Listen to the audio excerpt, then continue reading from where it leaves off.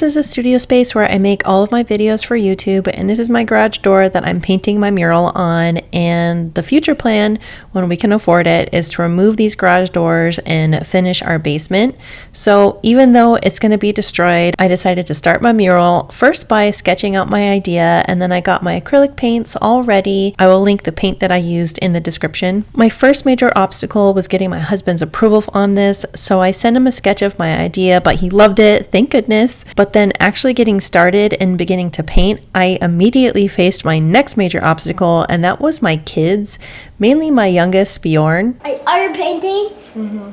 But that's my paintbrush. I'm just gonna borrow it. What?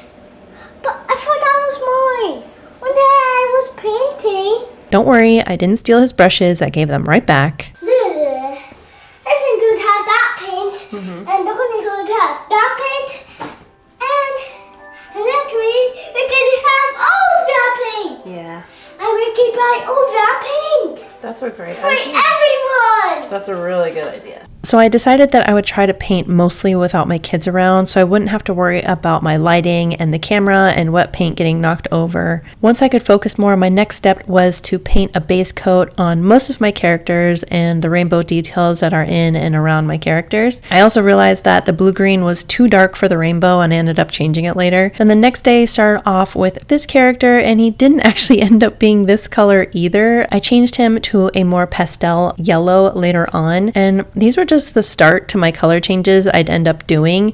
There were rows of rainbow I'd end up changing to more harmonious pastel tones, and another character ended up needing a complete overhaul. And I'll show you that later. And so I just kept at it, adding more and more layers of base and inner colors for each character and section. And one thing I really suggest if you're painting a mural that's not on a white background is to set a white base coat for your entire image, and you won't have to do as many base layers, but obviously I didn't do that. I had to do a million layers of paint, and this isn't even my first large-scale mural. I've done about 5 of them, so you'd think I'd know better, but I guess not. But once all of my layers of paint in each section were done, I was ready to add my black lines, and I was really nervous to start. I had no idea if I was going to be able to execute this very well, so I had to just go for it. And thankfully I prepared myself with some special trim brushes, and I'll link them down below as well. They worked really well for this black outline. However, one thing I hadn't anticipated was all the lumps and bumps of the garage door. The trim brushes weren't actually good for the lumps and bumps or things like the hinges, so I did end up having to take a fine brush to do these little sections in between the lumps and bumps and the hinges and all of that. So it was a lot more work than you're seeing here. I just kind of skipped those parts, but oh man, look how satisfying that is. Just see that big, thick black line just going in one swoop. That's all you got to do with these brushes. It was so nice. So this was the other character that I changed the color of. First, she was pink with no arms, and it was such a bad choice. So I changed her to this really pretty green and gave her arms and a little flower on top of her head, giving kind of Fufa from Yo Gabba Gabba, which I'm totally here for. So now at this point, I was ready to add all of the faces and details. So I went through with a pencil again to place where all of the eyes and mouths needed to go.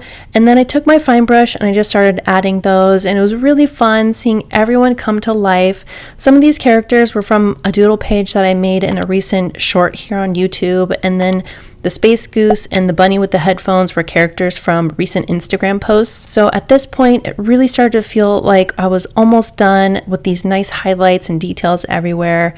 And this was the last spot that I painted. It was at the suggestion of my 11-year-old son. He is honestly my biggest art critic, and he said that the clouds really needed a bit of shadow to them. So I decided to do kind of like this blue swoop on them to give them a little bit more dimension. And once I was finished here, the whole thing was done. I honestly can't believe how much I love it. It took me about 10 days to complete, but that was only about an hour and a half each day. I probably would have taken less time if I didn't need to lay so many coats of paint, and the details and little fixes took quite a bit of time, and I didn't record all that because it was really boring, but all these lumps and bumps took a long time to get right as well. My lines had to go across things like brackets and hinges, as well as this handle. It was somewhat painstaking to get it all right. And here's my Fufa looking character all done with the flower, and it's not looking as gross as I originally thought. She turned out really cute. Here are all my paints I mixed in various containers. I kept them all in case I need to do any touch-ups. It looks more of a mess than it really was, but I highly suggest mixing extra paint and keeping a supply of it. I am so excited to have this behind me in my videos now, and I'm talking from this angle at least. It turned out way better than I thought it would. I really didn't know what to expect when I had the idea and then tried to execute it. I absolutely never know what's going to happen. When I started adding the black lines to it, and given the subject matter, all I could think of was Keith Haring meets Cloud Cuckoo Land from the Lego movie, and I kind of absolutely adore that. So I'm kind of sad that one day this is going to get torn out and it's not going to be there anymore. Maybe there's going to be a way to salvage it once we remove these garage doors and close it off just to make this a finished basement. But for now, I'm gonna enjoy it. And how long I enjoy this really depends on you guys. It really depends on how much you watch my videos, how much you like and subscribe and share and watch through the ads, because the more you watch through the ads on my channel, the more likely and the closer we're gonna get to being able to afford to tear all of this out. So it's up to you if I get to keep this or not. So I don't know if that's a challenge to keep. Yeah, that's a challenge. Keep watching my videos, keep supporting my channel just by your views, just by your likes, and it's going to get me closer to the day that I have to say goodbye to this wall, which is sad but exciting, but sad but exciting. So for now, I'm just going to enjoy it, and I'm not going to think about how it's going to go away one day. Let's go ahead and do another art project together. Go ahead and click on this video. It's going to be a really fun art thing that we can do in Procreate, so I will see you there.